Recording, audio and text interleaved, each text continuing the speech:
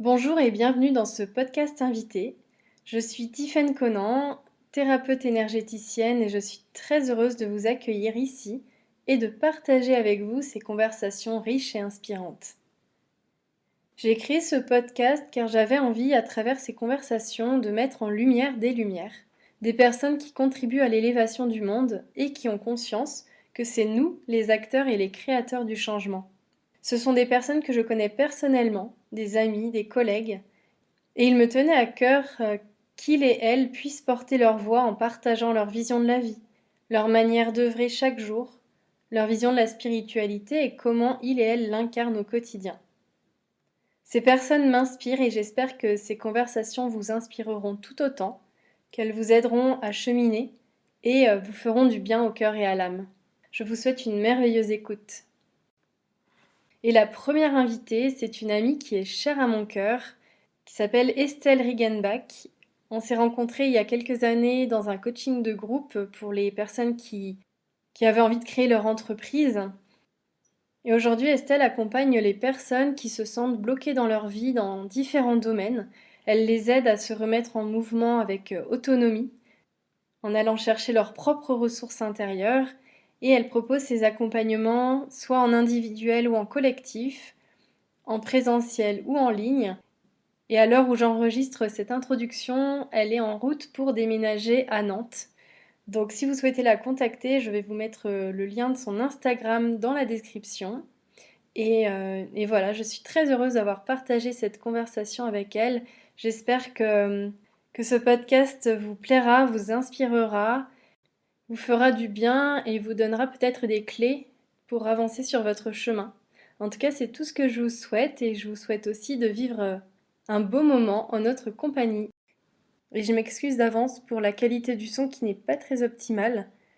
Je n'ai pas encore investi dans le matériel adéquat, mais c'est en cours. Donc voilà, j'espère que ça ne vous dérangera pas trop dans l'écoute de cet échange.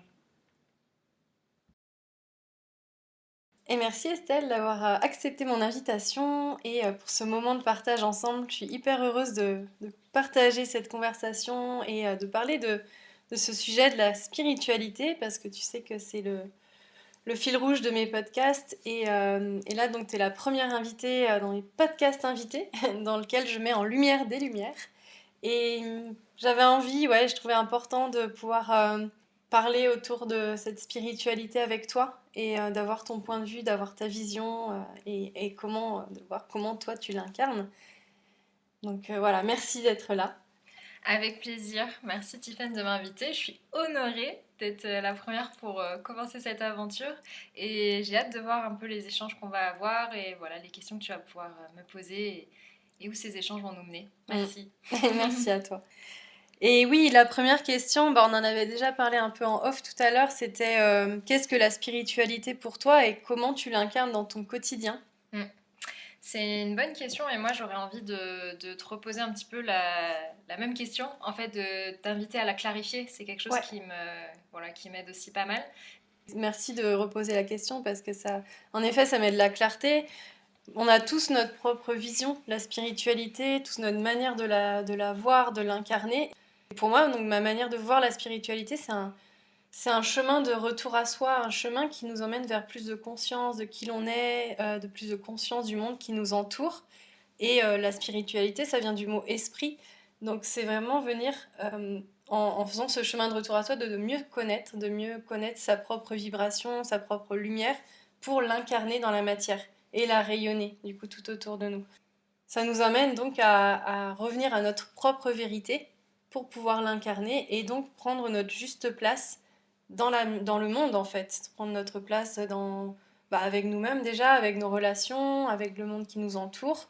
Et plus se comparer, plus aller voir justement comment fait l'autre. Et donc rester dans l'humain avec son ego, mais vraiment s'élever, prendre de la hauteur et nous voir comme des êtres divins, en fait, au-delà Mm. de cet humain qu'on incarne. Merci pour ces mots, ça m'aide à rebondir effectivement et à le traduire en fait dans ma propre vision. Effectivement, pour moi, ça parle de retour à soi. Je mettrais le mot spiritualité sur effectivement de la connaissance de qui l'on est. Ça me fait vraiment penser en fait à cet enfant qui devient un adulte et à cette notion de on est ce qu'on croit être parce qu'on nous a donné une éducation, on a pris un certain moule et en fait il y a ce moment ou ces moments dans la vie, ces expériences qui vont faire que, et c'est sûrement cette notion-là que pour moi qui serait le mot spiritualité, c'est ces événements qui vont nous ramener un petit peu comme face à un miroir, face à nous-mêmes, à nous redécouvrir et à devoir choisir en fait qui on veut être. Et justement, on pourrait parler de comment on veut s'incarner, qu'est-ce qu'on veut représenter. Et je pense que ça, du coup, ça résonnerait avec ce que tu disais de s'élever à plus grand, en fait. Pour moi, à revenir à quelque chose de divin, je le ramènerais... en tout cas, moi, ça me fait écho à cette notion vraiment de se découvrir en tant que petit humain qui devient cet adulte et qui waouh, un jour se dit, bah, en fait, j'ai le choix d'être qui je veux être, qui suis-je, qui je décide d'être, quoi. Ouais. Voilà. Et du coup, il y avait un autre. C'était comment je l'incarne aussi. Oui, c'était comment ça, tu l'incarnes au quotidien? Comment je l'incarne? Je pense que donc ça revient un peu avec ma réponse d'avant sur les expériences de vie. Je pense que je l'incarnais pas en conscience jusqu'à ce que j'ai eu des événements dans ma vie, des ruptures, des burn-out, des choses qui font que j'ai eu à me poser des questions. Et donc, à partir de ce moment-là, je pense que je l'incarne de plus en plus en essayant de m'apporter le meilleur, d'être mon propre parent pour moi-même, ouais, vraiment de m'apporter de l'amour. Et c'est pas chose simple. Et je pense que enfin, l'amour est un grand sujet, mais déjà l'amour pour soi, c'est quelque chose dont je mesure la difficulté encore aujourd'hui à assouvir en fait. Ouais. Donc ouais, je dirais que au quotidien, ce serait, je pense qu'il y a une bonne part autour du développement personnel, des lectures, mais il y a aussi chaque jour de peut-être prendre le temps d'être avec mon corps, prendre le temps d'être avec mes pensées. Si on veut parler de choses un peu plus concrètes, tangibles, Ouais. ce serait ça, quoi. Faire des choix en me respectant, en fait. Donc de revenir dans cette présence à toi, dans cette écoute profonde de toi. Ouais. Ouais. Quelque chose que, justement, on peut avoir eu quand on était enfant, jusqu'à une certaine période, puisque l'enfant de base est connecté, en fait, à la nature, qu'elle soit extérieure ou intérieure, en fait, à sa propre nature, mais aussi à la nature du monde. Et du coup, en grandissant, on peut perdre un peu ça, peut-être en étant un peu conditionné, ce qui est normal, hein, ce qui fait partie de l'ordre des choses. Mais du coup, oui, revenir à soi, je pense que c'est quelque chose qu'on avait un petit peu intuitivement plus jeune et qu'on a pu perdre pour certains. Il y en a qui ont pu y rester connectés. Mais je pense que oui, c'est ce que tu dis, cette présence à soi. Ouais, hyper intéressant, merci. Et dans tout ce que tu partages, là, le mot qui vient, c'est responsable, responsabilité. Donc c'est de venir, quand tu dis se reconnecter à l'adulte, en fait, de sortir de l'enfant et de revenir dans l'adulte, c'est cette notion de, ouais, je suis responsable de ce qui se passe à l'intérieur de moi, de ma vie, donc comment je la dessine, en fait, ma vie. Ouais, complètement. C'est ça qui me vient comme image. Complètement. Et je pense que du coup, il y a une notion intéressante comment dire, toi tu parlais de quelque chose de plus grand et de divin. Est-ce que tu l'associes aussi à cet adulte dont je parlais? Est-ce que le côté responsable, est-ce que tu y mettrais aussi toi des mots autour de cette spiritualité dont tu parlais au début? Je sais pas si je suis très claire. Oui, c'est clair que se reconnecter à sa vérité, de toute façon, c'est prendre cette responsabilité. Et la responsabilité, souvent, c'est l'adulte qui la prend. Quand, tu vois, quand on est enfant, on se laisse un peu guider par le parent. C'est lui qui sait, en fait, comment nous éduquer, tout ça. Donc, oui, c'est ça, c'est se reconnecter à ce parent en nous. Et la spiritualité, c'est l'esprit. Et l'esprit, c'est cette grande source divine qui est père et mère. Et qui fait de nous des êtres divins individualisés. Et donc, nous, on est cette conscience-là individualisée qui vient expérimenter dans la matière et qui sommes amenés à être nos propres soleils, en fait. Donc, à être notre propre parent, notre propre mère, nos propres parents. C'est ça. Ouais, c'est intéressant parce que du coup, moi qui avais cette vision qui est orientée plus dev perso et thérapie et choses comme ça, de voir en fait, j'ai l'impression de voir un niveau encore plus haut, tu vois, de ce père et de ce père et de cette mère, Mhm. que j'avais conscience de réintégrer pour moi en tant qu'humain dans cette incarnation avec ce que je traverse. Et je trouve que ça m'ouvre encore un autre niveau que de penser que ça peut être aussi une vision d'une incarnation de quelque chose de plus grand, d'un père et d'une mère céleste, j'ai envie de dire, enfin de quelque chose de plus grand, et qui aussi s'exprime à travers ça. Et je trouve que c'est un beau point de liaison, en tout cas, tu vois. Ouais, c'est ça qui est beau, c'est qu'on a notre propre langage chacune et finalement ça se retrouve, quoi. Ouais. C'est ça qui est hyper intéressant. C'est hyper drôle. Et en fait, que ça me fait penser aussi, c'est que tout ce qui est dans le macrocosme est dans le microcosme et inversement. Donc en fait, tout ce qui est en haut est aussi en bas sur Terre. Et du coup, forcément que ça fait des liens, tu vois. Ah, c'est beau, ça me fait penser comme un miroir, tu vois, comme si le ciel était le miroir de la mer, ouais, enfin, de la mer, de l'océan, on va dire.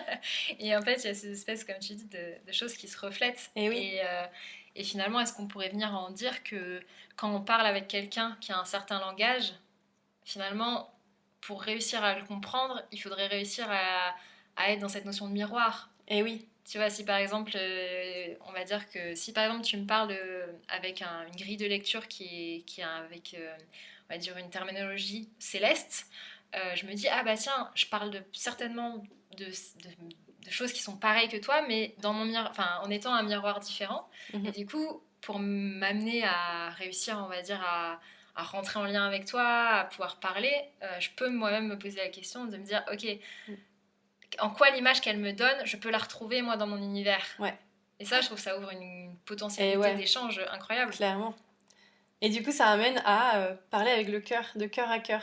Je trouve que c'est ça, parce que si on parle de mental à mental, on va chacune rester dans nos réalités assez limitées finalement, dans notre réalité 3D, de ce qu'on connaît. Mais alors que quand on est de cœur à cœur, et ben là c'est le langage de l'âme. Et puis comme nos âmes elles se connaissent déjà, tu vois. On a les mots. Voilà. On a les yeux qui brillent. Exactement. L'enthousiasme est là. Et bien c'est ça en fait, c'est que pour moi le langage, peu importe si la personne elle parle pas le même langage, qu'elle comprend pas nos mots.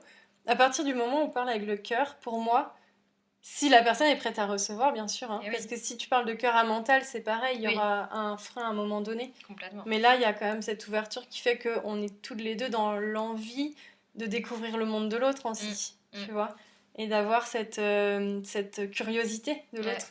Et donc, on va s'intéresser et on va pas se fermer à « Oh non, mais elle parle pas comme moi, je comprends pas ce qu'elle me raconte. » Mais on va aller au-delà de ça. Et pour moi, c'est ce qui fait la richesse et ce qui fait aussi que chacun a sa place en fait. Que c'est diversifié, mais c'est pas pour rien que le monde est diversifié, parce qu'on veut nous faire rentrer dans des cases. Mais on est toutes et tous différents, on a toutes et tous notre propre vibration. Et à partir du moment où justement on connaît notre propre vibration, qu'on se connaît, et pour moi c'est justement ce chemin de la spiritualité qui nous emmène à mieux nous connaître, mais on peut aussi s'ouvrir à l'autre et comprendre que l'autre est différent, mais en fait il n'est pas si différent finalement. Parce qu'on vient tous de cette source divine. Complètement, on est tous reliés finalement. Et moi, ce qui me vient aussi, c'est de dire, là ça paraît facile et simple parce qu'on se parle comme ça et on partage avec les personnes qui écouteront, mais par exemple, moi j'ai vécu des challenges à parler avec toi sur des thèmes qui n'étaient pas toujours avec des langages que je connaissais pas.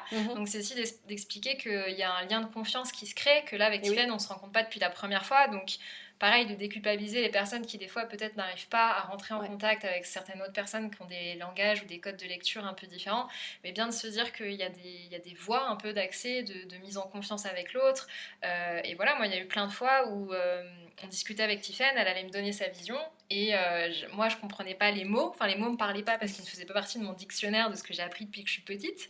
Et pour autant, je pense qu'avec la bienveillance que tu avais et tous ces échanges qu'on a pu avoir, j'ai pu oser prendre confiance et te dire écoute, ça je sais pas trop, genre un peu dans ma panique de dire je comprends pas, je vois ce que tu veux dire mais ça me parle pas et ce truc là, et en fait c'était beau d'avoir, je te remercie d'ailleurs pour ça, parce que c'était beau d'avoir ton accueil, et du coup derrière ça m'a permis de prendre confiance et de me dire ok en fait Tiffaine elle est ouverte, donc on va peut-être parler des choses avec des mots différents mais ça va pas nous empêcher de co-créer en fait.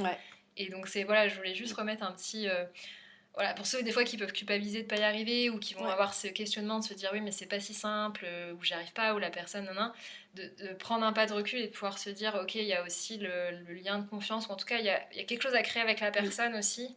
Ouais. C'est pas que de votre faute si des fois vous n'arrivez pas forcément à entre guillemets à communiquer avec Et quelqu'un ouais, quoi. c'est ça. Ouais, clairement. Mais merci déjà pour ce beau retour. Et puis j'ai envie de te dire réciproquement parce que bah, c'est pareil, ça permet en fait d'adapter et d'ouvrir à la communication. Mm. Tu vois, c'est vraiment ce mot-clé, quoi, la communication. Ouais. Et d'avoir envie de communiquer avec l'autre et de s'adapter et de... Bah, que moi, peut-être, j'adapte mes mots et que toi, t'adaptes tes mots aussi inversement, quoi. Moi, je comprenais pas forcément ton Complètement. langage ou Mm. voilà, ta façon d'exprimer les choses qui amène de la clarté, encore une fois. On parlait de ce mot tout à l'heure et qui est hyper important, quoi. Mm. Et c'est vrai qu'on a le droit, enfin, c'est important de s'autoriser à se dire, bah là, je comprends pas ce que l'autre me dit, mais je peux lui demander parce qu'il va pas me manger.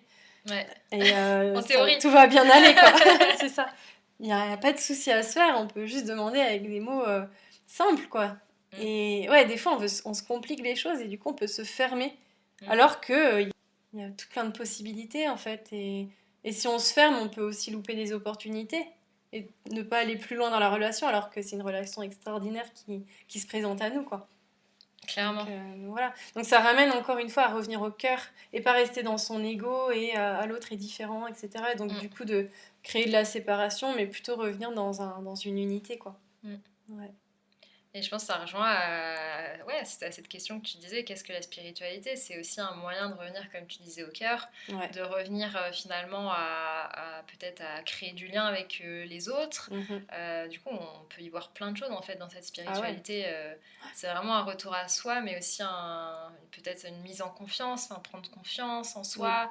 Parce que tu parlais tout à l'heure d'oser dire à l'autre, comme tu dis, bah, on va pas me manger, mais en fait, c'est vrai que des fois, tu peux avoir physiquement des freins, c'est-à-dire que tu veux mais que tu peux pas, tu n'arrives pas à avoir les capacités, tu vas bégayer, ou tu sais, on peut avoir des fois, moi je sais que je rentrais souvent en ce que j'appelle le figement, c'est vraiment cette notion où le corps va s'arrêter, c'est-à-dire que c'est pas qu'on ne veut pas, c'est que physiologiquement notre corps s'est mis à l'arrêt parce que voilà, quoi que ce soit, quelque chose dans notre histoire nous raconte qu'il y a danger et que du coup physiologiquement notre corps réagit. Et là, des fois on peut beaucoup culpabiliser de se dire ah j'arrive pas à parler ou je me reclus, je me mets comme tu disais, je fais l'huître. Ouais. Mais en fait, des fois, c'est physiologique, ça parle de quelque chose de bien plus profond que juste le mental qui va te dire ah t'as pas été capable encore de parler, nanana. Ouais. Et du coup, ça demande beaucoup d'amour, Tellement. d'accepter d'être. Et je pense que la spiritualité peut nous aider à ça, peut Tellement. nous ramener à ça. Juste de Et la oui. bienveillance envers soi et de l'amour, de se dire ok, Et ouais. mon corps parle, mon corps parle pour une certaine raison. Après, ça veut pas dire qu'on doit rester là-dedans et qu'on peut pas se faire aider, mais déjà d'avoir la bienveillance, de se rendre compte que c'est quelque chose de... C'est pas forcément... Comment dire c'est pas forcément fluide ou normal, mais c'est plus de dire que c'est quelque chose de physiologique en fait, c'est physique, c'est pas notre cerveau, on n'est pas débile ou quoi. Moi je sais, je me suis souvent dit ça. Et oui. Ah j'arrive pas et du coup tu te fais des... Et oui, on culpabilise, le trucs mental s'en mêle et puis... Et notre corps c'est le messager de notre âme. Et notre cœur, c'est le gardien de notre âme, justement. Donc voilà, quand on est vraiment dans cette écoute-là et qu'on est prêt, en fait, à aller voir au-delà de ce qui se passe, c'est là que les clés de guérison peuvent apparaître. Parce que si on reste dans cette culpabilité-là, comme tu disais, voilà, on se ferme et finalement, on se limite, on n'évolue pas, on reste dans quelque chose qui est fermé. Alors que si on interroge notre corps, si on interroge ce qui se passe à l'intérieur de soi, eh bien on a les réponses finalement. Même si on n'a pas les réponses précises de qu'est-ce qui s'est passé exactement pour que aujourd'hui je réagisse comme ça, mais on a les réponses les clés de guérison. Et c'est ça qui est magnifique. Et l'amour, clairement, c'est la clé finalement. En fait, on est des êtres d'amour par essence et on a plein d'espaces en nous qui sont dans le non-amour. Et c'est ça en fait, à chaque fois qu'on est dans la réaction, c'est que notre corps, notre âme, elle nous montre ces espaces de non-amour. Et c'est à nous après d'aller mettre de la conscience, de la lumière dessus pour pouvoir les harmoniser, les guérir, les transcender dans l'amour et dans la lumière, quoi. Faut plus qu'ils nous freinent. Ouais, et puis j'aurais envie de dire en fait, j'aurais envie de dire, et peu importe la manière dont vous le ferez en fait. Et oui, que ce soit que ce soit en allant voir quelqu'un, que ce soit en allant voir un psy, que ce soit en allant voir un thérapeute, que ce soit en lisant, que ce soit en mettant de la lumière, que ce soit en fait, peu importe les mots et les façons dont vous utiliserez, tant que c'est juste pour vous et que vous sentez que ça vous apporte, alors qu'est-ce que on peut rebondir sur plein de mots, qu'est-ce que la justesse veut dire, qu'est-ce que tu vois, c'est ça. si je dois parler au niveau des émotions, ce serait par exemple d'avoir le cœur qui vibre, d'avoir le sourire, d'avoir le corps qui se tient droit, qui est ancré, donc ancré pareil, on peut rebondir, en fait il y a plein de choses comme ça, faites-le à votre façon, c'est le plus important. Et je pense que ça rebondit aussi sur ce que tu disais tout à l'heure. Je me suis posé la question quand tu l'as dit, à quel moment on sait qu'on est prêt. Tu vois, t'as dit quand on sait qu'on est prêt. Et du coup, je me suis posé la question, je me suis dit, mais en fait, oui, effectivement, quel moment je sais que je suis prête. Tu vois, quel moment on sait qu'on est prêt, c'est quand même... effectivement, quand est-ce que moi, je sais que je suis prête? Je pense que moi, ça passe beaucoup par... je vais avoir beaucoup de rumination mentale, mais par contre, en fait, il va y avoir deux choses. Soit j'ai besoin que la vie soit je vais me prendre une expérience assez extrême, une maladie, quelque chose, un burn-out ou une rupture difficile, enfin, soit je vais me prendre un gros truc, mais plus j'avance, plus je me rends compte que je peux détecter déjà, par exemple, des discussions que je vais avoir dans ma tête, ou alors des mots physiques, mon plexus qui se serre, mes bras qui se serrent, mon corps qui se voûte, je vais avoir des sentiments peut-être de doute, des émotions de tristesse, des choses comme ça, et ça c'est presque des indicateurs qui montrent que là je suis prête à passer à autre chose. Donc je pense que moi ça passe par le corps, en tout cas, je me dirais. Après, je pense que chacun a sa façon de savoir. Exactement. Tu vois, je pense qu'avec le mental, on n'est jamais prêt ou prête. Parce qu'il va toujours trouver des excuses pour pas qu'on aille dans un changement que notre âme aimerait. Mais on le ressent dans notre cœur, en fait. Il y a notre âme qui a cet élan-là de vas-y, c'est le bon chemin. Et quand tu parles des burn-out et tout ça, des fois on attend l'extrême et ça me fait penser à l'histoire de la plume, du caillou et du camion, que je la raconte ici. Du coup, j'aime bien la raconter, celle-là. Je ne connais pas. En fait, la vie nous guide. On a un chemin, pour moi, qu'on a choisi avant de s'incarner. Et la vie, du coup, elle va nous envoyer les messages, les rencontres, les situations pour nous aider, nous guider sur ce chemin-là qu'on a choisi. Et bien, si on fait quelque chose, que c'est plutôt notre ego qui a choisi par peur et qu'on reste, par exemple, dans un travail qui ne nous correspond pas, dans lequel on ne se sent pas du tout épanoui, et notre âme nous montre qu'on doit le changer, ce travail. Mais notre mental, il nous dit non, non, reste là, t'es bien, t'es confortable, financièrement, t'as la sécurité, enfin voilà.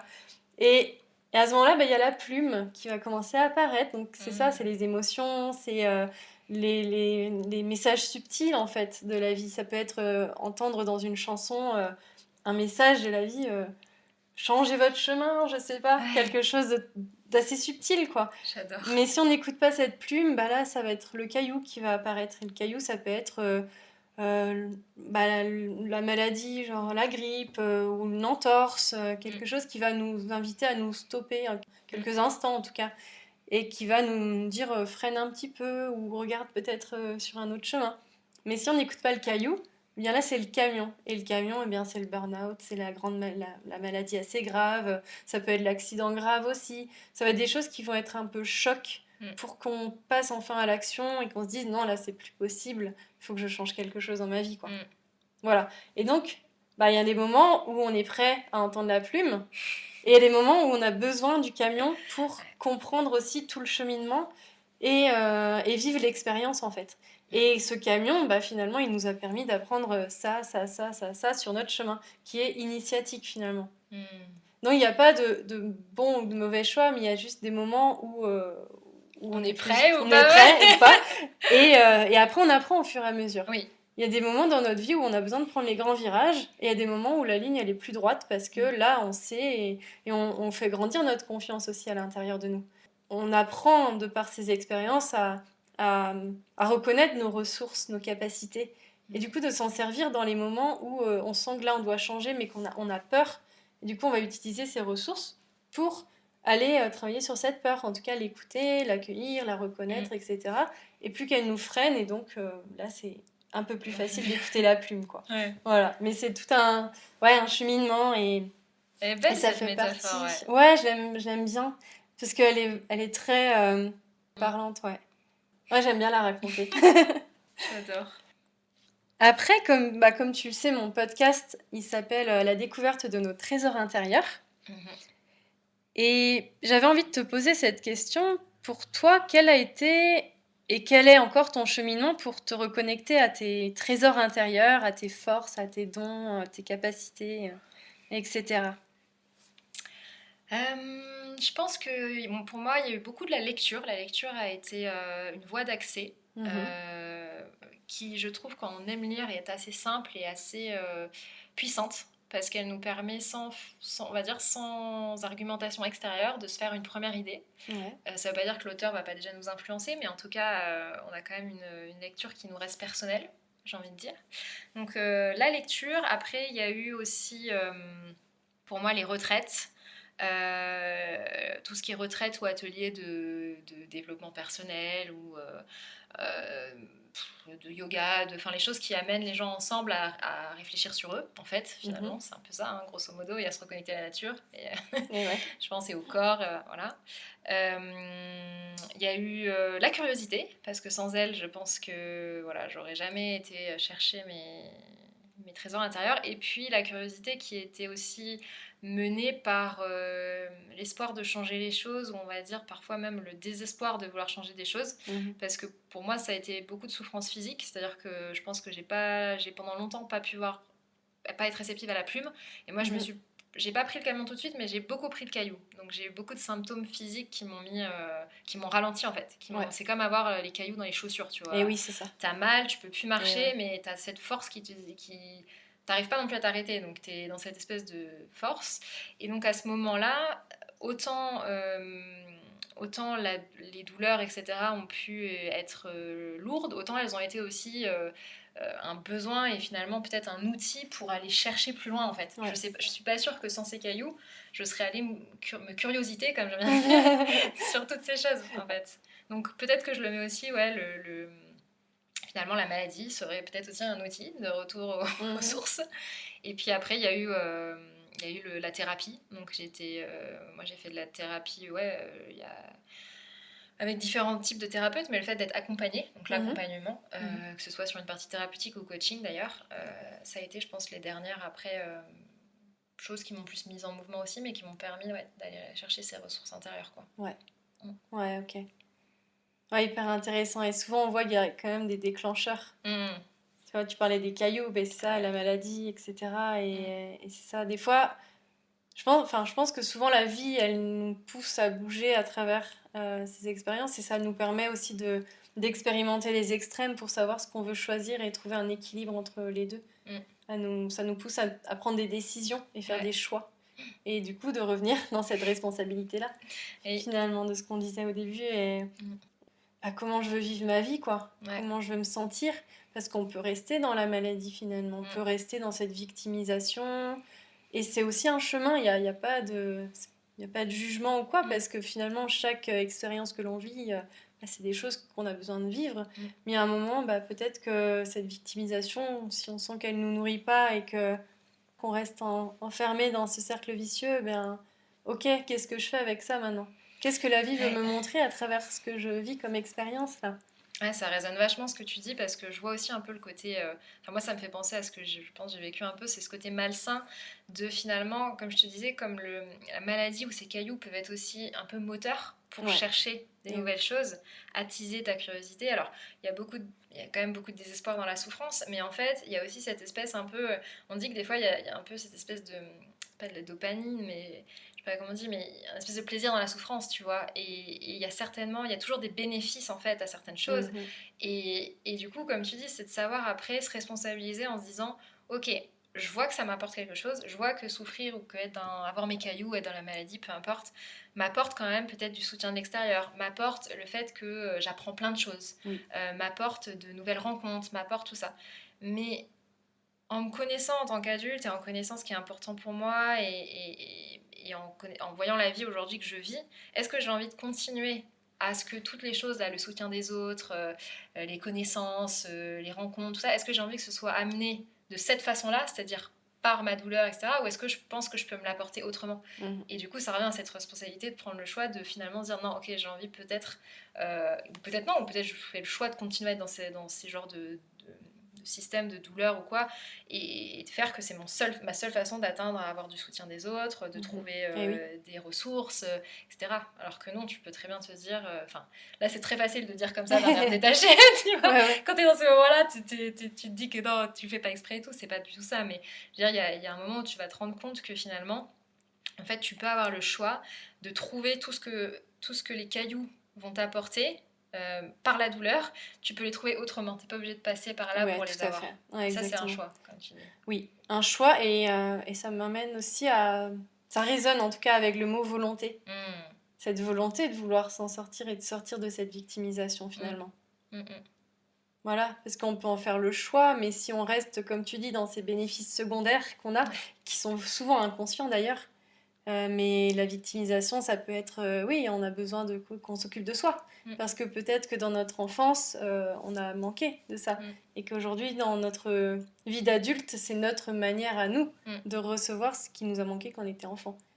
Et donc, c'est d'aller explorer tout ça et d'avoir la volonté, si c'est juste pour nous aussi, encore une fois. Hein. Ça revient à la question, est-ce qu'on est prêt ? Eh ouais hein. Est-ce qu'on est prêt ? Le fil rouge de cette, c'est ça. Est-ce qu'on est conversation. Eh oui. Et la prochaine question que j'aimerais te poser, c'est qu'est-ce qui t'a amené, mais tu m'as déjà un peu répondu en fait à travers tes souffrances physiques notamment, qu'est-ce qui t'a amené à te reconnecter à ta spiritualité et à cheminer vers plus de conscience ? Je pense que ça va se faire un peu de façon chronologique, mais je dirais que un des premiers déclics que j'ai pas forcément vu tout de suite, c'est-à-dire que j'en avais pas conscience, mais qu'avec du recul je le vois, ça a été la mort de mon chien, Koutouron, on en avait parlé. La mort de mon chien quand j'étais au collège, donc je devais avoir peut-être 15 ans, je sais pas, quelque chose comme ça.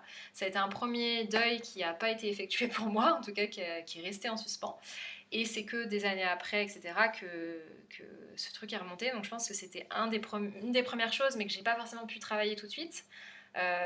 C'était un des premiers camions, mais disons qu'il m'a pas forcément tout de suite servi. J'ai pu m'en servir que plus tard.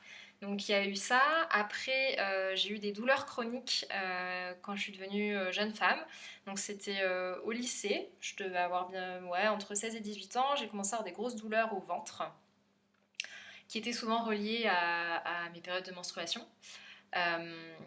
J'étais aussi sous pilule à l'époque, donc il y avait vraiment des douleurs orientées physiques, quoi. Des douleurs physiques ont commencé, je suis allée voir des gastro-entérologues, j'ai fait des échographies, les médecins voyaient rien de spécifique. Voilà, j'ai commencé en fait une errance médicale qui a continué jusqu'à, on va dire, encore 30 ans, 20 ans après du coup, plusieurs années après.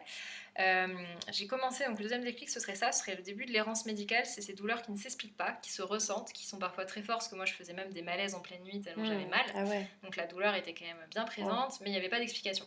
Donc quand tu te retrouves sans explication ni de ta famille ni du corps médical, en fait c'est là aussi ça te pousse à aller chercher toi-même en fait tes propres explications, puisque sur le papier on trouve rien, quoi. Et ça, je sais qu'on est nombreux à le vivre, les douleurs somatiques, c'est des douleurs ankylosées mais qui n'ont pas de réponse.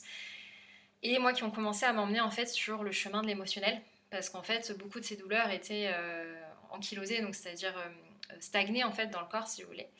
Et c'est le fait de rien trouver sur le côté physio, on va dire, plus ou moins en tout cas médical et tout ça, qui m'a orientée vers la réflexion plutôt thérapeutique, aller voir de quoi ça pouvait parler.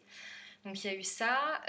Après il y a eu une rupture, donc une rupture difficile après 7 ans de relation plus ou moins toxique pour moi à distance. Ça a été un gros... Ça rebondit un petit peu sur le deuil de mon chien. Je pense que ça a été un deuxième, ou un troisième gros camion sur la même thématique. Et qui m'a aussi amenée sur le chemin de l'accompagnement. C'est là que j'ai commencé à me faire accompagner sur ça. Et après, il y a eu un début de dépression, burn-out au travail. C'est-à-dire que moi, j'ai jamais su vraiment ce que je voulais faire jusqu'à maintenant. J'ai fait beaucoup de choses, j'ai fait des études dans l'architecture, dans le design d'intérieur, après j'ai fait du digital, je suis partie dans différentes boîtes, etc. Et il y a à peu près 2-3 ans, j'arrive à une lassitude du travail, j'arrive plus à me lever le matin, plus de passion en fait, ras-le-bol. Et pourtant j'avais un contexte qui était assez culpabilisateur pour moi parce que j'avais une très bonne paye, j'avais été passée et augmentée à 80% en un an. Alors je venais d'arriver à la boîte, j'avais un super manager, une équipe de ouf, des collègues adorables, j'avais en fait des clients super, je m'entendais très bien, mais j'avais pas la passion en fait, j'avais pas le plaisir. Et du coup c'était assez culpabilisateur de me dire ouais j'ai 26 ans à cette époque-là et j'ai en fait une vie quand même, je gagnais, alors je travaillais en Suisse, je vivais en France, donc j'avais un salaire à 4 chiffres, enfin en fait j'avais tout, tout sur le papier pour être heureuse, mais mon corps dépérissait, enfin, j'arrivais plus à rien. Quoi. Donc le troisième, quatrième, je sais plus, camion. Camion. Camion, et un moment où je rentre chez moi, je m'écroule sur le canapé le soir, et c'est mon chéri qui me récupère, et j'avais qu'une envie, c'était de rester en mode fœtus et de plus bouger. Et là, ça a été le déclic de me dire, non mais là, en fait, là, tu vas finir en arrêt. En fait, soit tu fais quelque chose, soit tu poses une... Voilà, tu t'en parles, tu poses une démission, tu fais quelque chose. Et j'ai eu encore une fois beaucoup de chance. J'ai été très bien accompagnée par les managers de l'époque qui m'ont aidée à faire mon préavis de 3 mois ou 2 mois, je sais plus. Et qui m'ont laissé partir comme ça. Donc ça, encore une fois, merci à eux. Et si vous avez des personnes... Je sais que c'est pas toujours simple dans les entreprises. Donc là, sûr. Quand tu as des personnes qui te respectent et avec qui, en fait, j'ai toujours fait en sorte aussi, moi, d'être dans ce respect-là. C'est-à-dire que j'ai toujours donné mon maximum au travail. Bah, ça fait plaisir quand, voilà, derrière, c'est fait. Et la dernière chose, ça a été à la suite de cet arrêt du salariat, je suis partie pour monter ma boîte en indépendant. Je me suis aussi remise dans des formations. J'ai fait beaucoup de choses et il y a quelques mois, ça a été pour moi un autre camion qui est arrivé. On va dire le dernier en ce moment de l'apprentissage, c'était le burn-out que j'appelle émotionnel. C'est-à-dire que la phase un peu de dépression et de burn-out que j'avais commencé à toucher du doigt à la fin de mon salariat, je l'avais pas traité justement. Le camion est arrivé, mais je l'ai laissé m'écraser ou je l'ai laissé me percuter. Et puis j'ai pas été cultivée ou voir un peu la prise de recul. Je l'ai pas faite. Et 2 ans après, du coup ça a pas loupé. Je me suis retrouvée il y a quelques mois. Je dis burn-out émotionnel parce que pour moi c'est passé par une hypersensibilité qui a été décuplée et où en fait je supportais plus rien du tout. Je pouvais même pas aller dehors me demander énormément. Enfin, en fait, un moindre son, l'essence était tellement à fleur de peau que je pleurais pour rien, quoi. Chaque jour, je pleurais, etc. Et voilà, ça a été le dernier camion. Donc, je pense que c'est des expériences qui parlent à tout le monde parce qu'on passe tous par... moi, ça n'a pas été des accidents, mais ça a été des douleurs physiques, ça a été des histoires autour de notre travail, ça a été des ruptures. Enfin, voilà. Qui sont des deuils et qui sont quand même qui sont traumatiques. Je pense qu'on a tous vécu des choses comme ça. Oui, et c'est ce qui nous pousse justement à changer, quoi. Ouais. Il y a eu pas mal d'événements là. Ouais. Mais bravo en tout cas d'avoir su rebondir à chaque fois et d'avoir trouvé cette force en toi en fait pour aller au-delà. Et quand tu parlais des douleurs tout à l'heure physiques, des premiers camions que tu as eus quand c'était au lycée, que le corps médical t'entendait pas et qu'il n'y avait aucune réponse, ça t'a permis en fait d'ouvrir à d'autres possibles. Quoi d'autre est possible finalement ? Il y a sûrement des solutions. Grâce à ta curiosité, encore une fois, permis d'aller au-delà d'eux et de ne pas rester enfermé dans ces souffrances, quoi. Donc bravo d'avoir choisi ce choix. Merci. Ouais, quand tu parlais de ton salariat, finalement, tu cochais toutes les cases que la société attend de nous, entre guillemets. Tu avais le salaire, tu avais le job idéal, entre guillemets, qui te correspondait à l'époque, et puis voilà, dans une proximité géographique, etc. Et finalement, ton âme, elle n'était pas épanouie, elle n'était pas nourrie. Puis là, elle t'a vraiment montré que non, c'est pas ce chemin-là, tu dévies un peu de tes rails et là, on va te ramener, malheureusement, par un burn-out qui a demandé à ce que... qu'il y ait plusieurs années de réparation derrière et de conscientisation et beaucoup d'amour surtout. Ouais, et maintenant, tu es en pleine reconstruction intérieure et en pleine floraison, j'ai envie de dire. Tu as su trouver les ressources en toi et c'est magnifique, quoi. Et je pense que c'est important de rappeler que justement la spiritualité, tu vois, tu posais la question au tout début, qu'est-ce que c'est aussi ? Je pense que c'est de se rappeler que la spiritualité, c'est aussi des couches et quelque chose d'infini. Et que c'est pas parce que finalement on a déjà vécu certaines choses, c'est pas parce que je raconte mes camions aujourd'hui que je vais pas les revivre sous une autre forme aujourd'hui, en fait, même si je les ai vécues il y a plus de 20 ans. En fait, des fois, j'ai encore les souvenirs de mon chien, ça m'arrive encore d'avoir besoin de pleurer ou de faire une autre version de mon deuil. Ça va plus être la même intensité. Moi, je vois l'évolution et les couches, on va dire, différentes. Le cycle revient, mais disons que l'intensité va être moins forte, je vais le sentir moins, il y aura moins de douleur dans le corps, l'émotion sera moins forte, ce genre de choses. Par contre, je pense que c'est important de rappeler que, enfin, en tout cas pour moi, ma vision de la spiritualité, c'est que c'est quelque chose qui est infini, qu'on vivra en tout cas jusqu'à la fin, en tout cas de notre vie, de cette vie-là sur Terre, et que c'est pas parce que, que c'est ok de prendre son temps et d'avoir besoin de temps, et que les gros camions qu'on prend, et bah, ça peut prendre des années en fait. Et c'est normal. Et que ça prendra toujours, ça aura toujours une connotation dans notre histoire. Ouais, on est en constante évolution en effet. Et puis j'ai l'image de la boule à facettes où on a une grosse thématique à venir explorer en tant qu'être humain, enfin âme incarnée dans un être humain plutôt. Et on va venir explorer toutes les facettes pour bien réparer tout ce qui doit l'être. Et oui, et chacun a ses gros thèmes à explorer en fait. Et c'est ça qui est intéressant finalement. Et on voit, comme tu dis, l'évolution. Et bien qu'on se dit, mais pourquoi ça apparaît encore, ça, dans ma vie je croyais que c'était réglé. Eh bien non, c'est pas réglé sous cette facette-là, sous cet angle-là. Et c'est beau parce que au fur et à mesure qu'on chemine, qu'on avance, on se dit, bah oui, mais en fait, j'ai les capacités, j'ai les ressources pour venir, allez hop, mettre un baume d'amour sur cette facette-là qui avait encore besoin d'être reconnue, quoi. Donc c'est ça, et c'est important que tu soulignes que c'est infini. C'est clair. Notre corps humain, lui, dans la matière, il est temporaire, on va dire. Il a une date limite. Sauf que notre âme, elle est éternelle et elle est en constante évolution. Et d'ailleurs, c'est son essence d'évoluer, comme tout dans l'univers est en constante évolution. Donc c'est ça, le chemin, il est jamais fini. Et on monte en strates à chaque fois. Et c'est ça qui est beau aussi. Des fois, on se rend pas compte. Et d'ailleurs, j'en parlais aussi avec des amis vendredi, lors d'un mastermind qu'on fait ensemble. Une des filles, elle disait c'est intéressant de s'arrêter aux bornes de la route parce que des fois, on continue notre chemin, on regarde devant, mais on regarde pas tout le chemin qu'on a fait aussi derrière. Et de s'arrêter pour dire waouh, j'ai pris conscience de ça, j'ai libéré ça, j'ai lâché ça qui me correspondait plus. Et j'en suis là aujourd'hui, et grâce à tout ce chemin aussi que j'ai parcouru, grâce à tous ces choix que j'ai faits. Donc c'est intéressant aussi de s'arrêter de temps en temps et se dire waouh, tout ce que j'ai mis en place, quoi. Et cette évolution que j'ai, quoi, c'est juste incroyable. Ou croyable, d'ailleurs. J'aime bien. J'ai une de mes enseignantes spirituelles qui dit toujours ça. C'est croyable. Et oui. C'est croyable. Voilà. Ouais, j'aime bien cette image aussi des bornes, c'est chouette. Et la façon dont on parlait, c'était... Ce qui a résonné pour moi, c'est ah oui, et c'est bien de se rappeler aussi que c'est pas que des choses tangibles. Enfin, c'est pas que des choses matérielles.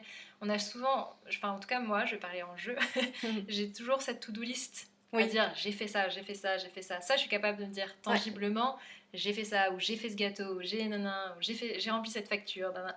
Et par contre, là, les exemples que tu donnais, c'était aussi des prises de conscience. Et des fois, on met un peu de côté toute l'avancée qu'on a eue aussi, on va dire psychiquement, spirituellement, justement, mentalement, corporellement. Et ça, en tout cas, moi, j'ai plus de mal à le valoriser. Chez moi, quoi. J'ai du mal à voir, on pourrait parler de gratitude, mais j'ai du mal à le voir, ces bornes aussi. Ouais, c'est intéressant quand tu parles de to-do list, et je crois que c'est ensemble qu'on en avait parlé d'ailleurs il y a quelques mois, où on avait parlé de la to-be list. La liste pour être. Oui, avec c'est pas les devoirs, c'est juste, je sais plus comment on était arrivé à cette conversation, mais list, c'était, je suis tellement habituée à faire, mais dans cette société, tout nous pousse à faire, à consommer, même, à être productif en fait, et on en oublie d'être, quoi. C'est vrai. Et c'est à partir du je suis, à partir de l'être qu'on fait. Et quand on fait à partir de l'être, justement, je retourne dans l'autre sens, eh bien, c'est là que c'est fluide. Et c'est là que c'est aligné au désir de notre âme. Et complètement, oui, c'est vrai. Oui, parce qu'on se notait des actions à faire qui étaient autour d'actions pour notre entreprise. Oui. On collaborait à ce moment-là. Et du coup, on se listait les choses, faire mes mails, créer mon accompagnement, etc. Et on se rendait compte qu'on n'avait pas forcément non plus la partie être, en fait, comme tu disais, prendre du plaisir, regarder par la fenêtre, machin, et qu'en fait, ça pourrait être des tâches à part entière qu'on ne se donne pas. Et on avait même parlé, je ne sais pas si tu te souviens, on s'est dit, pourquoi il y a des pauses clopes Ouais, Donc en fait, il n'y a pas des exact. pauses Et méditation, tu te ouais, rappelles et de ouais, ça? c'est Parce clair. qu'on se disait, les gens, ils arrivent en fait à pas enfin, c'est pas culpabiliser, mais ils arrivent à prendre des pauses pour aller fumer. Par contre, Mhm, quand t'es pas fumeur, mhm. pourquoi en fait c'est pas un automatisme de dire je vais C'est faire une clair. pause dehors pour méditer Ouais. ou Mm. peu importe, ou Ou chanter ou ce qu'on veut, voilà, danser, exactement. checker, ouais. Et c'est Ouais. intéressant Ouais. parce qu'en en culture d'entreprise, tu pourrais très bien avoir ça au lieu Et d'avoir une oui. pause clope, t'as une pause ou la pause Allez, café, tout tu le peux monde avoir la pause danse. danse, la pause voilà, Ouais, juste lecture, lâcher, quoi, lâcher prise la et pause balade, j'en sais rien en fait. c'est ça. On respire. Voilà.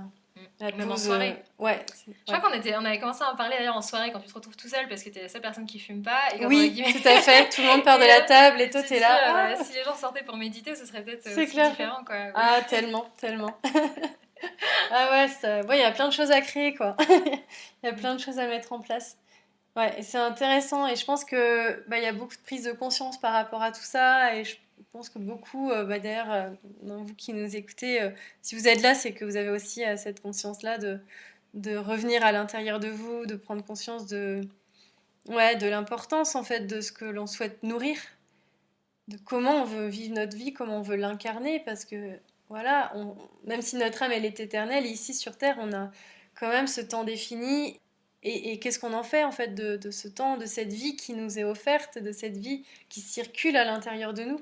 Comment nous on veut se sentir et comment on veut aussi contribuer au monde? Parce Hmm. que finalement, quand on est bien avec soi, on le rayonne autour de soi, on inspire aussi les gens à aller mieux.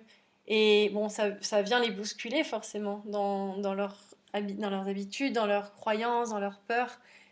Mais quand on incarne vraiment cette lumière divine, j'ai envie de dire, parce Hmm. qu'on est des êtres divins, et divin, c'est sans dogme, sans religion, c'est vraiment cette lumière en fait, cette lumière que l'on est et qu'on a oublié, pour beaucoup en tout cas, et qu'on se reconnecte petit à petit à ça. De plus en plus de personnes se reconnectent à cette lumière. Et du coup, quand on est bien avec soi, qu'on rayonne cette sérénité, cette paix intérieure, on va la rayonner autour de nous.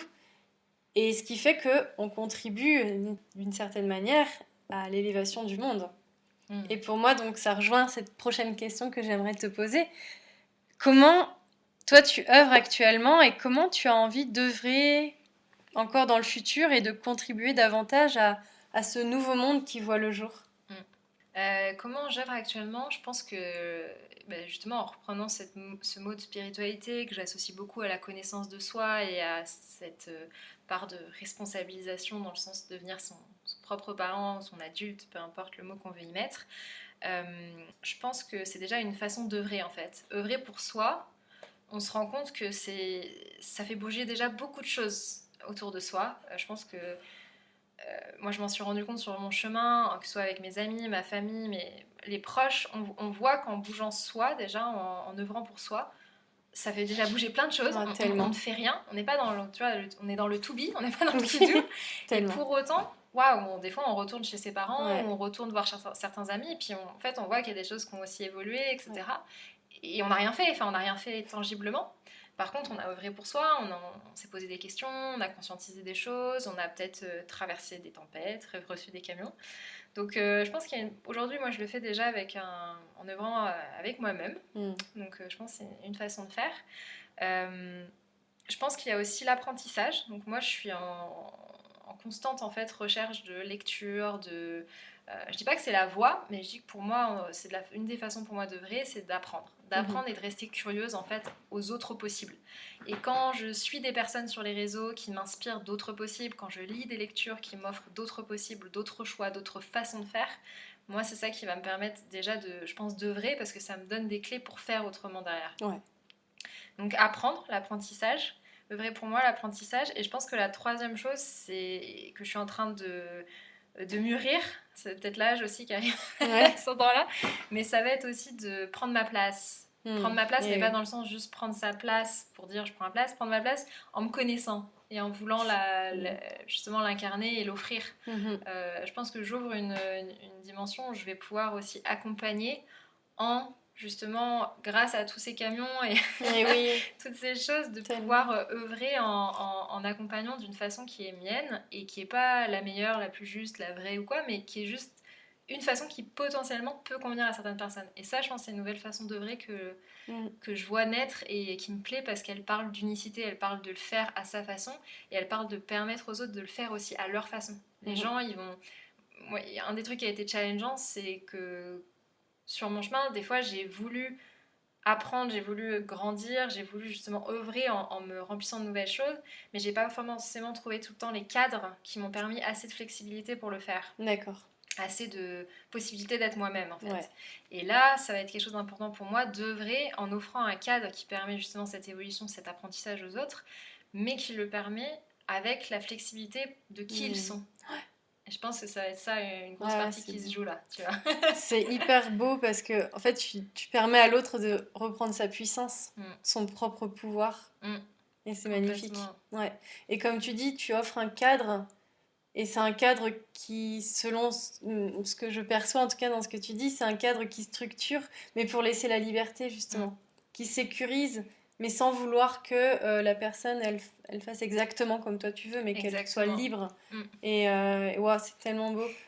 Ouais. Je pense qu'il y aurait beaucoup à dire, tu vois, sur la notion de cadre, notamment dans la spiritualité, parce que c'est aussi beaucoup parfois employé à tort. Et oui. Et moi, j'en ai, je pense, aussi souffert dans certains aspects de ma vie. Et je me rends compte, peu à peu, j'apprends aussi à accepter le cadre. Parce que des fois, dans la spiritualité, on est aussi tombé dans... Enfin, tombé. On s'est aussi ouvert à la spiritualité, parfois à contrario ou en rébellion à des choses plus présentes, on va dire, ou plus sociétales qu'on n'a pas forcément voulu accepter. Oui. Et donc, on est allé dans un extrême, par exemple, spirituel, ou ça pourrait être sportif, hein, là on part sur ce thème-là, mais on est allé dans cet extrême là où en fait le cadre, au lieu d'être enfermant, il peut être porteur. Tout à fait. Et ça fait vraiment la différence. Oui. C'est pas la même chose une force qui vient en fait te mettre des barreaux autour de toi et une force qui vient te mettre un tremplin. Oui. Ça va être la même force, mais elle n'est pas dirigée de la même façon. Exactement. Et ça, c'est vraiment ce que j'ai envie maintenant d'œuvrer de cette façon-là, c'est de dire... Je peux être cette force, je peux être cette impulsion. Par contre, c'est vous qui allez, sauter, quoi. Ouais. Je vous enfermerai pas, quoi. En fait, t'es ce pilier de lumière. C'est beau. Mais oui, et ça me vient à parler de l'ancrage, en fait, quand tu dis ça. Parce que c'est vrai que la spiritualité, souvent, on me l'a déjà dit, ou sous-entendu, en tout cas, pardon, c'est perçu comme être perché, en fait. Ouais. Être spirituel, ça veut dire être perché pour certaines personnes. Alors que non, en fait, la spiritualité incarnée, mais c'est merveilleux, quoi. Au contraire, c'est loin d'être perché, c'est justement être hyper présent dans son corps, hyper présent dans tous ses sens, hyper présent dans l'instant, en fait. Et de s'enraciner vraiment comme un arbre, quoi. Comme un arbre qui a des grandes racines et qui permet de s'élever, mais très haut, et faire face à toutes les tempêtes extérieures. Et pour moi, du coup, la spiritualité, c'est ça. C'est vraiment de poser et de s'ancrer vraiment dans son corps, poser des bases solides, en fait, à l'intérieur de soi, pour pouvoir faire face à tout ce qui se passe à l'extérieur. Et en ce moment, c'est aussi pour ça que j'ai voulu co-créer ce podcast, c'est que là, dans le monde, ça va dans tous les sens.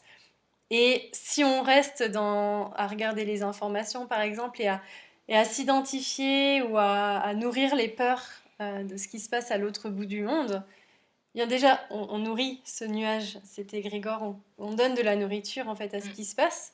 Et en plus, donc déjà, ça ne nous sert pas du tout. On reste dans ce marasme ambiant. Alors que quand on est justement bien ancré dans nos valeurs, dans qui l'on est, dans ce que l'on veut nourrir en soi et autour de soi, quand on sait aussi qu'on veut contribuer à l'élévation du monde et qu'on veut, nous, voir un monde qui est basé sur des valeurs humaines, un monde où il y a de l'entraide, où il y a de l'humanité, vraiment, bien là, on s'élève en fait, mais dans le sens où on va aller au-dessus des nuages et on va plus les nourrir, quoi. Et on va se dire, moi j'ai envie de faire autre chose, j'ai envie de créer autre chose. Et du coup, qu'est-ce que je fais pour le créer ? Déjà, je reviens à l'intérieur de moi. On fait le choix, on revient à cette notion de responsabilité. Et ouais. C'est vrai, ce que tu dis sur les infos, etc. Oui. Pour moi, ça renvoie encore une fois à... Si on rallie ce côté cadre et choix, je me dis, il y a encore une fois cette notion de quel cadre je choisis. Parce que je peux très bien choisir effectivement ce cadre noir, etc., mais qui est facile d'accès, mais qui va être enfermant, qui va être peut-être rabaissant, qui va en tout cas pas me nourrir. Ou à l'inverse, je peux choisir ce cadre porteur, qui va être peut-être d'autres sources d'informations, qui va être ce retour au corps, comme tu dis, cultiver sa propre spiritualité. Et effectivement, on est encore de nouveau sur le fait de dire je choisis. Et oui, Et donc, la je volonté. m'ancre Ouais, tout à fait. Mm. D'ailleurs, la volonté, c'est une des vertus du premier rayon sacré, la flamme bleue saphir. Mm. Donc ça, j'en ai pas encore beaucoup parlé dans les podcasts, je pense que ça viendra prochainement, mais voilà, c'est de se relier aussi à ces flammes sacrées qui sont à l'intérieur de nous et qui nous donnent justement l'impulsion et qui nous nourrissent de ces différentes vertus. Et voilà, c'est hyper intéressant. D'ailleurs, c'est aussi le masculin sacré. Mm. Et donc le masculin, c'est la force de l'action. Donc ça nous pousse, cette volonté, elle nous pousse à l'action. Et d'ailleurs, la troisième flamme, c'est le rayon rose du féminin sacré, de Ouais. l'amour, de la compassion, etc. Et les deux ensemble, ça fait la flamme violette qui permet justement la transmutation, qui est une flamme hyper importante dans cette ère du Verseau dans laquelle on rentre, qui vient transmuter tout le négatif en positif. Donc cette force d'action, cette force d'amour, les deux ensemble, waouh, c'est puissant quoi. Et ça vient vraiment permettre de grandes libérations. Finalement, tout est lié et quand on met tout ensemble, ça crée vraiment de belles dynamiques à l'intérieur pour pouvoir mettre en place des choses à l'extérieur. Quoi. Ouais. Et t'en reviens à l'unité aussi. Tout à fait, exactement. Ouais, tout à fait. C'est beau, je trouve ça toujours passionnant de voir les vocabulaires. Les images, encore une fois, on parlait de ces images qui sont traduites d'une certaine façon, mais qui se retrouvent dans, voilà, que tu pourrais parler de thématiques, tu pourrais parler de religion, tu pourrais parler, en fait, les symboliques peuvent être différentes, mais au final, les histoires sont plus ou moins communes, en fait. Oui, et, en tout cas, voilà, le fond est le même, en fait. Après, voilà, tu en fais ta propre interprétation, mais tu peux facilement faire des liens, je trouve.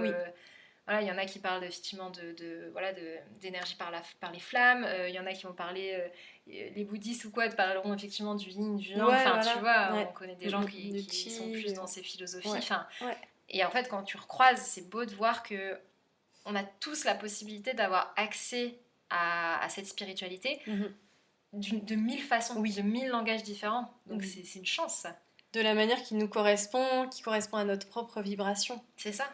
Parce que oui, il y a des choses qui nous parlent pas du tout, mais qui pourtant vont aider beaucoup de personnes. Exactement. Et c'est ça qui est beau, ce qui fait la diversité et qu'il y en a pour tout le monde, quoi. Et ça fait partie aussi d'un des pourquoi je fais ce podcast, c'était aussi de dédogmatiser en fait cette notion de spiritualité, puis de ramener de la simplicité et de voir que on est toutes et tous des êtres spirituels, comme je le disais au début, et qu'on a toutes et tous notre propre manière de l'incarner. Et comme je l'avais dit dans un post sur Insta, je crois, je sais plus, ou si c'était un projet que j'avais envie de créer ou d'en parler, ou dans une newsletter, je crois plutôt. Donc j'avais dit, incarner sa spiritualité, c'est aussi par un sourire, c'est aussi par un acte bienveillant. J'avais regardé justement une émission, c'est Passe-moi les jumelles, c'est une émission suisse, et ils avaient été voir un boulanger qui allait choisir son blé avec passion chez l'agriculteur du coin, des blés bio de bonne qualité, des blés anciens et tout ça, et il faisait tout à la main, il pétrissait sa pâte à la main, et puis on voyait dans l'image tout l'amour qu'il mettait dans cette pâte. Et en fait, ce pain, après, il est nourri de cet amour que nous, on va manger, ingérer ces vibrations d'amour. Et pour moi, ça, c'est aussi de la spiritualité incarnée. Sauf que le boulanger, peut-être qu'il n'en a pas conscience, ou peut-être que oui, mais il met pas forcément de mots dessus. Et pourtant, ça l'est. Donc c'est ça, en fait, c'est vraiment que c'est simple, quoi. J'ai envie de dire, arrêtons de mettre des mots ou des préjugés sur la spiritualité, parce que ouais, on l'est tous, c'est juste que pour beaucoup, on l'a oublié. Mais on est en train de s'y reconnecter. Et ce qui se passe dans le monde, tous ces événements dramatiques, même les catastrophes naturelles, tout ça, c'est pour nous pousser à revenir à l'intérieur de nous, revenir à l'essentiel, revenir dans l'amour, revenir dans le lien, dans l'humanité. Et si on n'écoute pas, ben voilà, ça fait le camion, quoi. Encore une fois. Et les catastrophes, elles seront plus importantes. Mais si l'humain se reconnecte à sa propre lumière et s'écoute et aussi est son propre sauveur. Il n'attend plus un sauveur extérieur aussi, ça c'est un autre sujet, mais voilà. Responsabilité, c'est ça, tout à fait. Et voilà, c'est tout ça qui est hyper important, là je pense aujourd'hui avec les énergies actuelles, avec l'augmentation vibratoire de la Terre qui fait que nous aussi, on doit s'aligner avec les bonnes fréquences. Qu'on doit vibrer sur les fréquences de la Terre, sinon ça va être trop compliqué quoi, de s'adapter. C'est comme si on mettait une radio et qu'on mettait pas la bonne fréquence, ça grésille, c'est désagréable et ça peut faire mal à la tête quoi. Ouais. Là, hop, on se règle sur la bonne fréquence, mais du coup, ça demande de s'écouter pleinement et de revenir à ce qui est important pour soi et à plus vouloir faire comme on aimerait, comme la société aimerait ou la famille aimerait qu'on soit, mais juste être soi, dans son authenticité, dans sa vérité, dans sa lumière. Donc ouais, c'est tout un sujet, on en parlerait pendant des heures, mais c'est clair. C'est important aussi de poser tout ça, je pense. Et une chose que j'aimerais te poser aussi comme question, c'est qu'est-ce qui te fait vibrer? Qu'est-ce qui te met en joie? Parce que la joie, c'est aussi la nourriture de l'âme, et je dirais même que c'est une manière pour l'âme de montrer qu'on est sur le bon chemin, quoi. Je pense que c'est une question qui est difficile pour moi parce que c'est encore en chemin, justement, de reconnecter à ce qui est important pour moi.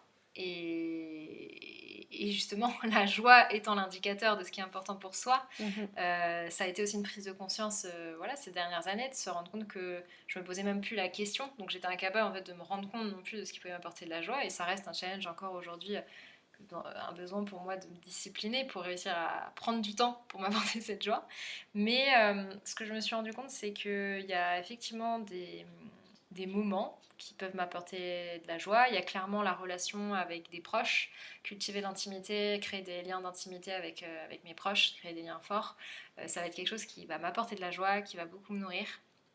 Je vais avoir aussi le fait de prendre du temps pour moi, de ralentir. C'est pas quelque chose qui est forcément simple. Ça veut pas dire que c'est quelque chose qui est facilement accessible. Mais par contre, quand je vais pouvoir le faire, ça va vraiment apporter de la plénitude et de la joie juste d'être là en fait, de pouvoir être là sans avoir à rien faire. Ça peut m'apporter de la joie en fait. Je vais sentir mon cœur qui bat, je vais sentir mon corps détendu, du sourire. Une sieste au soleil, ça je sais que ça m'apporte beaucoup de plénitude, beaucoup de joie. Danser avec mes amis, chanter, faire la pitre. C'est un truc que j'ai pas toujours montré. C'est pas un truc sur lequel peut-être on me connaît, mais c'est clairement quelque chose avec lequel je reconnecte ces derniers mois, on va dire, et que mes proches connaissent, les gens avec qui je suis le plus proche. Mais faire la pitre m'apporte énormément de joie, une espèce de liberté et de lâcher prise là-dedans. Donc ouais, beaucoup de joie là-dedans, danser. Et je pense qu'il y a aussi aider les autres à se mettre en mouvement, aider les autres à se débloquer, à se mettre en mouvement. Ça, c'est pareil, c'est quelque chose qui finalement, quand je vois que je vais pouvoir apporter du soutien, comme je le disais tout à l'heure, je disais le cadre porteur, ça en fait, ça apporte beaucoup de joie parce que je vois que j'ai pu permettre à la personne d'être elle-même et pour autant d'avancer là où elle en était, quoi. De pas rester... elle a pas besoin de se changer pour avancer, en fait. Oui. Elle a pu continuer à avancer, sortir son blocage et elle a pu le faire pleinement en étant elle-même et ça m'apporte beaucoup de joie. La personne qui se débloque et qui fleurit et qui grandit, magnifique. Voilà. Waouh. C'est beau. Merci. Je t'en prie. Et dernière question, pour clôturer ce podcast, quelle est ta vision du futur? Alors là, c'est une question assez générale, mais pour ton futur, toi déjà, et après pour le monde futur qui est en train de se construire? Ok, alors mon futur moi, clairement, clairement c'est très clair maintenant, je me souhaite du plaisir, de la joie justement et des choix qui mènent vers quelque chose de porteur.